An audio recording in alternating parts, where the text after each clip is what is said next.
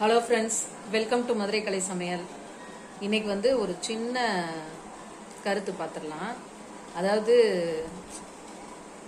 4 பேர், அந்த 4 பேர் என்ன சொல்லுவாங்க அப்படின்னு சொல்லியே நம்ம வாழ்க்கையில நிறைய காலத்தை நம்ம வந்து விரயமாக்கிக்கிட்டு இருக்கோம். நம்மளை பற்றி நம்ம நல்லா இருந்தாலும் 4 பேர் பேசிக்கிட்டு தான் இருப்பாங்க. நம்ம நல்லா இல்லைன்னாலும் 4 பேர் பேசிக்கிட்டு தான் இருப்பாங்க.